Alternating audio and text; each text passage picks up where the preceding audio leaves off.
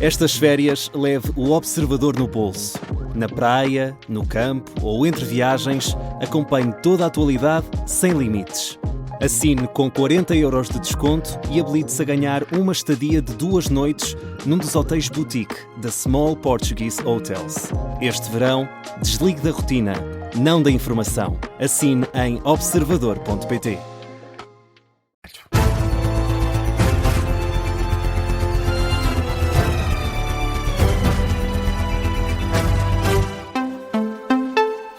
Bom dia, Carla. Começamos com o Ministro da Administração Interna. Não entregou as declarações de património, rendimentos e interesses ao Tribunal Constitucional quando era Diretor Nacional da Polícia Judiciária, nem em 2018, nem em 2021. Que foram os momentos em que assumiu a liderança da Polícia Judiciária. O Tribunal Constitucional confirma a ausência de qualquer declaração com o nome de Luís Neves. A informação foi avançada pela TVI-CNN e pelo jornal Nascer do Sol, e isto apesar de, na altura, a legislação obrigar os titulares de altos cargos públicos a apresentarem essas informações por motivos de transparência e fiscalização. Esta não é a primeira declaração que Luís Neves não entregou, tal como o Observador já tinha noticiado. Quando entrou para o governo, Luís Neves também não declarou a empresa da mulher à entidade para a transparência, nem quando cessou funções como Diretor Nacional da Polícia Judiciária. Carla, está envolvido em muitas polémicas o Ministro da Administração Interna, também por causa desse caso do atrelado. O Expresso adianta hoje que a Judiciária não encontrou documentos que justifiquem a mudança do atrelado do Seixal para Barcelos. Em causa estão aqui indícios da alegada prática dos crimes de descaminho e abuso de poder. Ainda ontem, Luís Neves garantiu aos jornalistas que se sente com legitimidade para continuar a desempenhar funções governativas. O Ministro da Administração Interna tem hoje, esta manhã, agenda oficial em Pedrógão Grande. O PS lidera as intenções de voto com uma nova sondagem da Aximage para o Diário de Notícias. Os socialistas mantêm a tendência dos últimos meses e seriam o partido mais votado nas legislativas, de acordo com este estudo, 29,2%. O Chega aparece em segundo lugar com 26,4%, ainda dentro da margem de erro.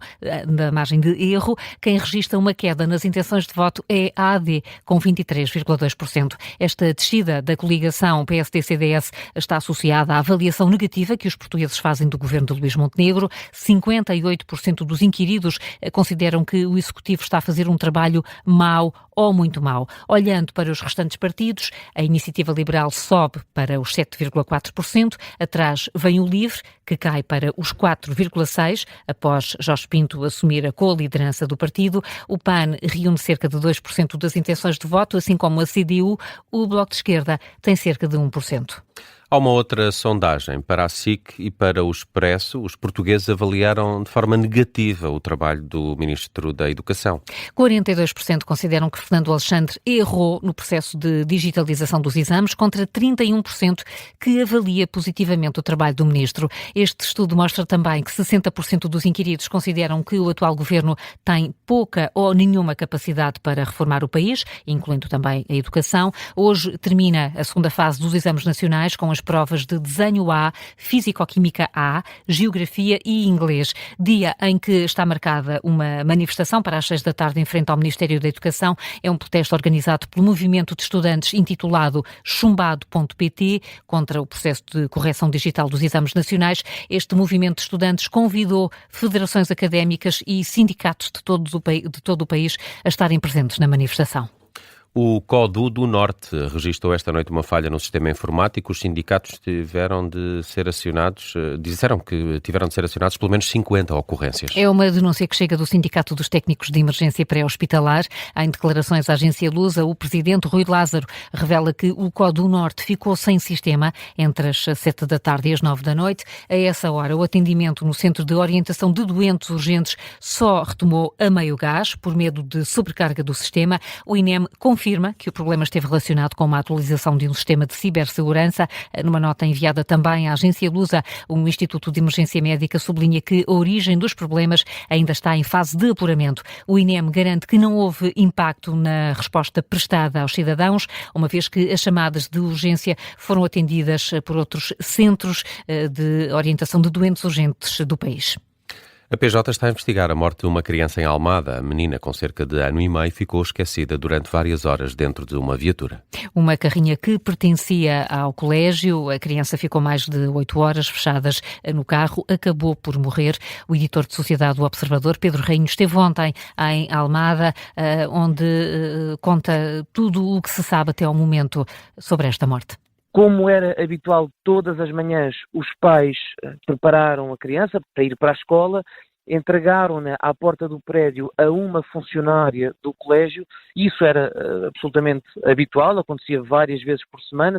O problema foi quando a funcionária, em vez de dirigir para a creche, para o tal edifício que fica a 1,5 km de distância de onde nos encontramos, veio para aqui, para o número 56 da Avenida Cristo Rei. E depois, enfim, o dia decorreu e só à meia da tarde, cerca das 16 horas, ao que foi possível perceber, quando a mãe ia recolher a criança depois do dia de trabalho, houve um período de desorientação. Nenhum dos funcionários da creche sabia onde estava a criança e foi nesse momento que uma funcionária, já neste edifício, acorreu à tal carrinha, um SUV, e se apercebeu de que a criança estava inanimada na cadeirinha onde tinha sido transportada ao início da manhã. Enfim, ainda houve manobras de reanimação, já não foi possível reverter o estado em que a menina se encontrava e o óbito foi declarado neste mesmo local. Pedro Rainho, editor de Sociedade do Observador. A investigação da morte desta criança em Almada está a ser investigada pela Polícia Judiciária. Tema em destaque no explicador desta manhã para ouvir depois do Jornal das 9. Vamos a outras notícias em destaque a esta hora, Carla. Incêndios florestais que estão a consumir diferentes regiões do sul da Europa, Espanha, França, também Itália. O governo espanhol declarou esta noite o estado de emergência nas províncias de Madrid e Ávila. Já em França, o presidente Emmanuel Macron pediu a ativação do mecanismo europeu de proteção civil. Vai receber reforços aéreos europeus, incluindo 2 aviões portugueses. O anúncio foi feito pelo próprio presidente francês numa publicação na rede social X. O incêndio que deflagrou há 2 dias numa região turística no sudeste do país, perto de Marselha, já afetou 3.000 hectares e obrigou à retirada de cerca de 20.000 pessoas. Entra hoje em vigor um novo pacote de tarifas anunciado pelos Estados Unidos e que vai abranger 80 países. Estas novas taxas de 10% e de 12,5% vão substituir a tarifa global temporária anunciada em fevereiro por Donald Trump. Esta medida estabelece um imposto adicional de 10% para as economias de países como o México, Canadá, Japão, o Reino Unido e os países da União Europeia. Outras economias ficam sujeitas a uma taxa superior de 12,5%, que variam conforme o país e os produtos em questão.